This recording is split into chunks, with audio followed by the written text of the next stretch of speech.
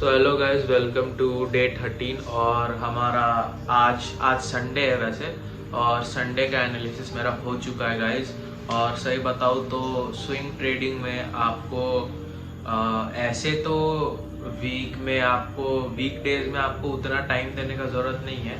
आप हर 1 घंटा या हर 2 घंटे पे मार्केट चेक कर सकते हो, अलर्ट लगा सकते हो। बट गाइस जो एनालिसिस होता है उसमें गाइस सैटरडे संडे हालत ख़राब हो जाता है, मैं सही बता रहा हूँ। क्योंकि और यही ज़रूरी है कि आप ये एनालिसिस को पार्ट बाय पार्ट करें, क्योंकि जितना शांत माइंड और जितना क्लियर माइंड के साथ आप एनालिसिस करोगे उतना ज़्यादा एनालिसिस आप अच्छा तरीके से क्वालिटी में बढ़िया क्वालिटी का एनालिसिस आप कर पाओगे। अब हम चलते हैं अपने चार्ट के तरफ और मैं आपको दिखाता हूँ कि कौन से ऐसे टॉप 4 पेयर्स है जिसे मैं इस वीक देखने वाला हूँ, मंडे टू फ्राइडे, और किस में हमारा पोटेंशियली ट्रेड बन सकता है। सो गाइज आ गए हैं हम अपने चार्ट पे और जो टॉप 4 पेयर्स हैं हमारे वो रहे ये पेयर्स। मैं आपको शिफ्ट करके थोड़ा दिखा देता हूँ। ये हमारे टॉप 4 पेयर्स हैं जिसमें से NZD CAD नंबर 1 पे है, GBP USD नंबर 2 पे है, ऑड USD 3 पे है, USD CHF 4th नंबर पे है। NZD CAD ही एक ऐसा पेयर है जो सैटरडे के एनालिसिस से है और वो टॉप पे है, और बाकी ये जो 3 पेयर आपको दिख रहे हैं ये आज के एनालिसिस से निकाले हैं मैंने, जो कि वो तीनों भी सॉलिड पेयर्स हैं। तो अब हम चलते हैं, मैं आपको बताता हूँ कि आज का पेयर के बारे में। NZD CAD तो मैंने आपको एक्सप्लेन कर ही दिया था। GBP USD पे आपको एक्सप्लेनेशन दे देता हूँ मैं। तो ये रहा GBP NZD, GBP USD। तो यहाँ पे क्या होगा, डेली पे हम आएंगे और वही सेम चीज़ गाइज। अब इसमें मैं क्या ही आपको बताऊं, पिछले वीडियो में एनालिसिस मैंने शेयर कर ही दिया था। ये देखो बुलिश है, लो बनाया, प्रीवियस हाई को तोड़ा, न्यू हाई न्यू लो, और ये प्रीवियस लो को तोड़ दिया तो ये न्यू लो बन गया। बट न्यू हाई अभी तक बना नहीं है वीकली में। और मैं ये प्रेडिक्ट कर रहा हूँ कि ये जो मार्केट खुलेगा ये थोड़ा ऊपर जाके ये यहाँ से वीकली कैंडल ऐसे को क्लोज होगा, ये वीकली का विक को फिल जरूर करेगा, क्योंकि मार्केट ट्रेंड जो है मार्केट का भी जस्ट डाउन में स्विच हो चुका है। और अब हम देखते हैं डेली पे, तो सेम चीज guys, swing low swing high, ये स्विंग लो यहाँ पे टूटा है। और गाइस ये देखो मेन चीज, ये स्विंग लो जो था ये टूटा है तो भाई ये बन गया हमारा, अगर मैं आपको दिखाऊं तो यही हाई हमारा रहेगा, है ना। अगर लाइन चार्ट पे देखूं तो हम इसे हाई कंसिडर कर सकते हैं। हाँ, इसे हम हाई कंसिडर कर सकते हैं। तो ये हमारा हाई रहेगा। और अगर ये जो हमारा कंसोलिडेशन वाला पॉइंट है ये उतना स्पाइक नहीं है इसमें, तो ये भी हम कंसिडर कर सकते हैं। बट देखो जो भी कंसिडर करोगे ये तो भाई स्विच हो चुका है ट्रेंड, और ट्रेंड स्विच होने के बाद ये रीटेस्ट भी आ चुका है। और अब रीटेस्ट आने के बाद GBP USD में क्या होगा कि ये जो मैंने हल्का येलो बॉक्स आपको दिख रहा है जो मैंने मार्क किया है, ये सिर्फ GBP USD पे किया है। क्यों? क्योंकि अगर आप देखोगे तो ये कंसोलिडेशन एरिया है जहां से ये मार्केट टूटा है। टूटने के बाद ये रीटेस्ट करेगा और यहां से ये मोस्ट प्रोबेबली डाउन जाएगा, ठीक है।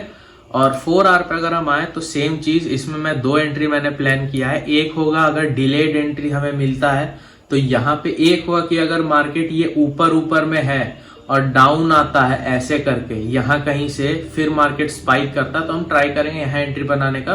बट ये मोस्ट प्रोबेबली हमारा ये मोस्ट प्रोबेबली नहीं होने वाला है पूरा, क्योंकि यहाँ तक मैं एंट्री मुझे उतना कंफर्मेशन मिलेगा नहीं।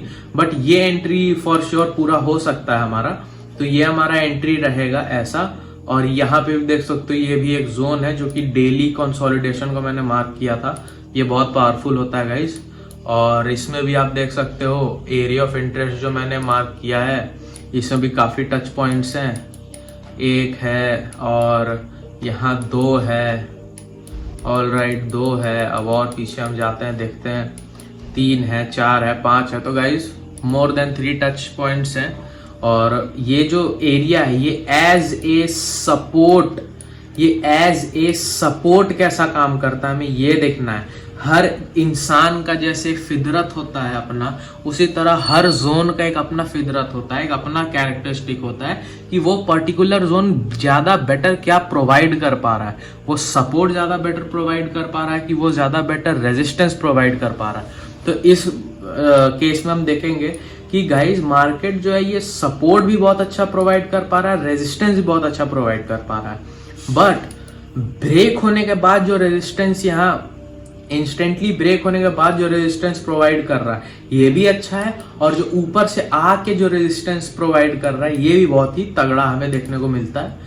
तो ये है मेरा सेकंड पेयर, इसलिए मैंने इसे रखा है क्योंकि ये लो को मार्केट देखो डेली में जो बेरिश बना हुआ है मार्केट, अब यहाँ से ये स्ट्रक्चर को तो ये जरूर से जरूर तोड़ेगा क्योंकि अभी तुरंत ही ये स्विच हुआ है बेरिश और रीटेस्ट हो चुका है। अब ये तुरंत यहाँ पे इसे आएगा लेने, और हमारा ये जो पेयर है इसीलिए नंबर 2 पे। अब हम आते हैं ऑड यूएसडी पे।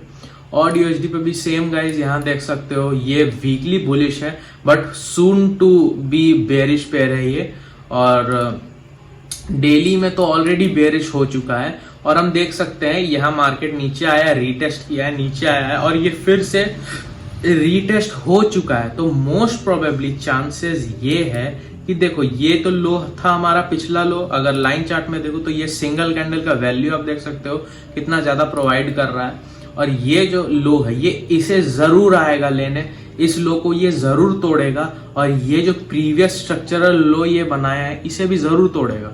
तो यहां से फिर हम एक डाउन ट्रेड एक्सपेक्ट कर सकते हैं जो कि बहुत ही ज्यादा सॉलिड होने वाला है, काफी ज्यादा सॉलिड होने वाला है।